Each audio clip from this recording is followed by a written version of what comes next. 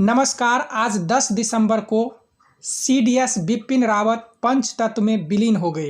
Actually में इनके साथ दुर्घटना क्या हुआ था, कहां पे हुआ था और कैसे हुआ था, उसके बारे में थोड़ा सा हम शॉर्ट डिस्कशन करते हैं।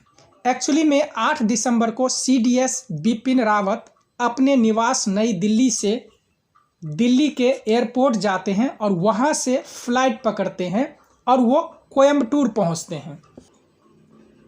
एक्चुअली में सीडीएस बिपिन रावत को यहाँ पे एक आर्म्स फोर्स का जो कॉलेज है वहाँ पे भाषण देना था।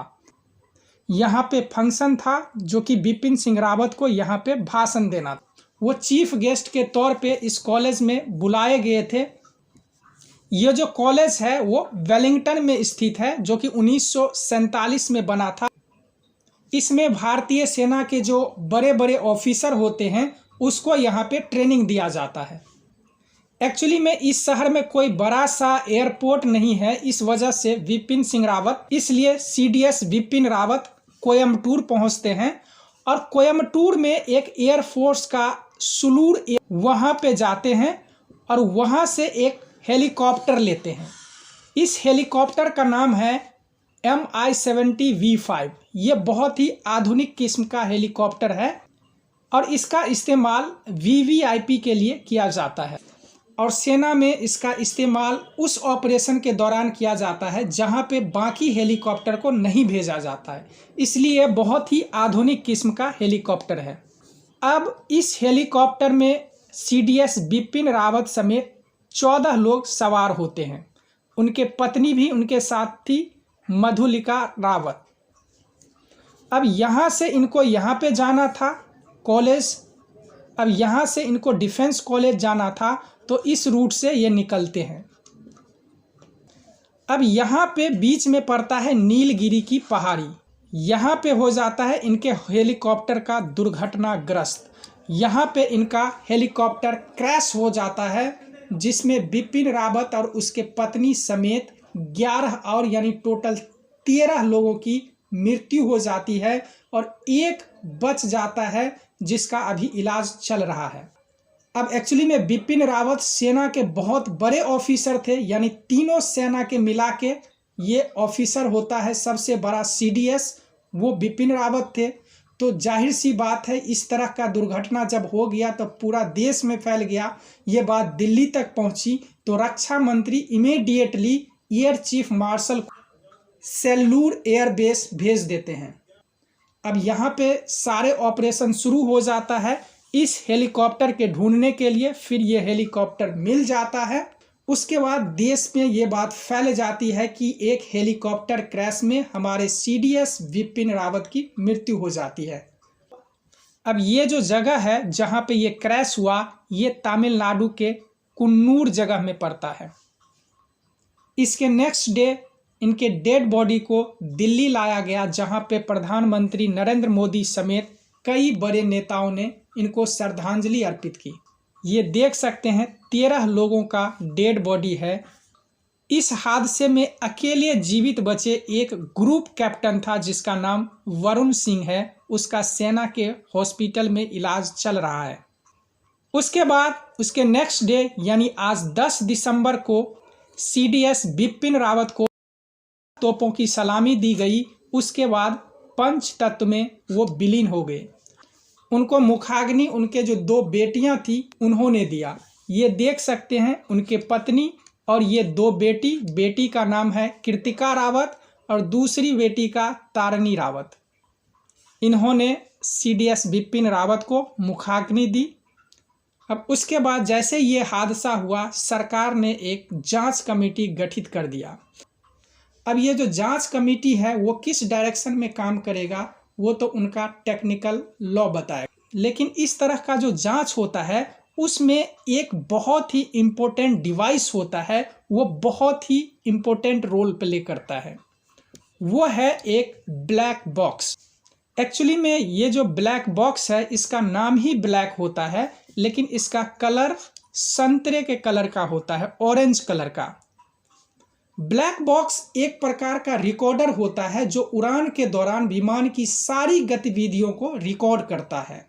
ये जो बॉक्स है विमान से जुड़ी सभी प्रकार की गतिविधियों जैसे विमान की दिशा, ऊंचाई, स्पीड, विमान में हो रही हलचल, केबिन का तापमान आदि सहित 88 प्रकार का डेटा को ये रिकॉर्ड करती है।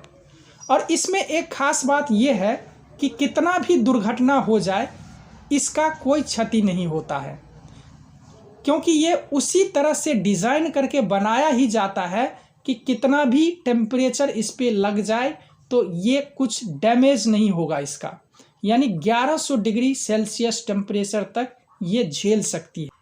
और इसको कितना भी फोर्स लगा के तोड़ा जाए या गिर जाए तो इसको क्षति नहीं हो सकता। तो ये बहुत बड़ा डेटा रिकॉर्डर डिवाइस होता है जिसका नाम होता है ब्लैक बॉक्स। और ये एग्जाम में भी पूछा जाता है कि ब्लैक बॉक्स का कलर कौन सा होता है, तो ये ऑरेंज कलर का होता है जनरली। ऑरेंज कलर जनरली इसलिए होता है क्योंकि एक्चुअली जब ये कहीं पे गुम हो जाए, दुर्घटना में कहीं गिर जाए, तो ये जो कलर होता है ऑरेंज वो दूर से जल्दी दिख जाता है, तो इसी वजह से इसका जो कलर है वो ऑरेंज चुना गया है। अब हम थोड़ा सा बात करेंगे बिपिन रावत के बारे में। एक्चुअली में इनका जन्म 1958 में हुआ था उत्तराखंड के पौड़ी गढ़वाल डिस्ट्रिक्ट में। इनके जो पिताजी थे वो भी सेना में ही थे, वो लेफ्टिनेंट जनरल तक पहुंच चुके थे, जिनका नाम था लक्ष्मण रावत।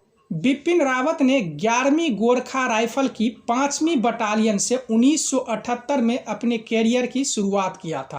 रावत ने देहरादून में कैवरीन हॉल स्कूल, शिमला में सेंट एडवर्ड स्कूल और भारतीय सैन्य अकादमी देहरादून में शिक्षा ली थी, यानी बहुत ही पढ़े लिखे थे, जाहिर सी बात है।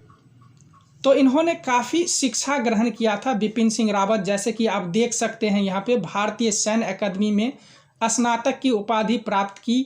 AMA देहरादून में इन्हें स्वॉर्ड ऑफ ऑनर से सम्मानित किया गया। देवी अहिल्या विश्वविद्यालय से रक्षा एवं प्रबंधन अध्ययन में MPhil की डिग्री मिली। मद्रास विश्वविद्यालय से स्ट्रेटजिक और डिफेंस स्टडी में भी MPhil किया इन्होंने। 2011 में चौधरी चरण सिंह विश्वविद्यालय से सैन्य मीडिया अध्ययन में इन्होंने PhD किया था। जैसे इनके सैन्य सेवाएं के बारे में बात करें तो सबसे पहले इन्होंने जनवरी 1979 में सेना में मिजोरम में प्रथम नियुक्ति पाई। नेफा इलाके में तैनाती के दौरान इन्होंने बटालियन की अगुवाई की थी। कांगो में संयुक्त राष्ट्र की पीस कीपिंग फोर्स की भी अगुवाई की थी। 1 सितंबर 2016 को सेना में उप प्रमुख का पद संभाला। 31 दिसंबर 2016 को सेना प्रमुख का पद संभाला, यानी 31 दिसंबर 2016 से 31 दिसंबर 2019 तक भारतीय थल सेना का अध्यक्ष थे, ये जनरल। उसके बाद 1 जनवरी 2020 से 8 दिसंबर 2021 तक इनका जो है CDS का कार्यकाल था। ये प्रथम CDS थे देश के। अब एक्चुअली में ये CDS होता क्या है? एक्चुअली में 1999 के कारगिल युद्ध के बाद ये समझा गया कि तीनों सेना के मिला के एक कोई चीफ बनाया जाए तो बढ़िया होगा। तो यानी तीनों सेना को एक ऐसा ऑफिसर होना चाहिए जो कि तीनों सेना को कोऑर्डिनेट कर सके और ये तीनों सेना का प्रमुख हो। तो एक्सपर्ट के द्वारा सरकार को इस तरह का एडवाइस दिया गया कि आप तीनों सेना के मिला के एक सेना प्रमुख बनाइए जो कि तीनों सेना, नेवी, एयरफोर्स और आर्मी, ये तीनों को कोऑर्डिनेट कर सके और किसी भी परिस्थिति में तीनों सेना के तरफ से ये इनका नेतृत्व करे। तो बाद में 2020 में इस पद के लिए मान लिया गया, यानी नरेंद्र मोदी के कार्यकाल में, और तीनों सेना को मिला के एक सेना प्रमुख बनाया गया जिसका नाम दिया गया CDS, यानी चीफ ऑफ डिफेंस स्टाफ। तो इसका नाम CDS है जो कि तीनों सेना का प्रमुख होता है। तो यानी रक्षा विभाग में सबसे जो बड़ा वर्दीधारी होता है वो CDS होता है, यानी चीफ ऑफ डिफेंस स्टाफ। अब इसके लिए बिपिन रावत को जब चुन लिया गया तो राष्ट्रपति द्वारा इसको नियुक्त किया गया, जो कि संवैधानिक तौर पे राष्ट्रपति के द्वारा इनको नियुक्त किया जाता है। इनका कार्यकाल जो होता है वो 3 वर्ष का हो सकता है या 65 वर्ष के आयु तक हो सकता है। दोनों में से जो पहले आ जाए वो मान्य होगा।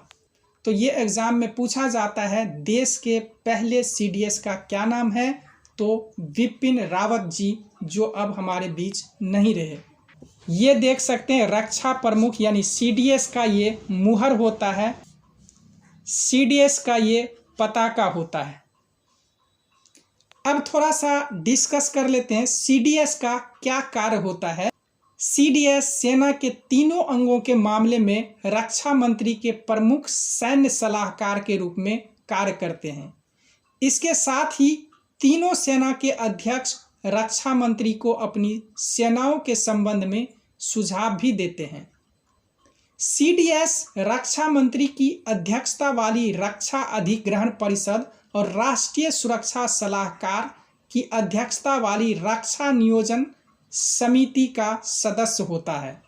इसके अलावा परमाणु कमान प्राधिकरण के सैन्य सलाहकार के रूप में भी कार्य करता है। वह सेना के तीनों अंगों के बीच में दीर्घकालिक नियोजन, ट्रेनिंग, खरीद और परिवहन के कार्यों के लिए समन्वय यानी कोऑर्डिनेटर का कार्य करे। चीफ ऑफ डिफेंस स्टाफ को साइबर और स्पेस का भी जिम्मा दिया गया है।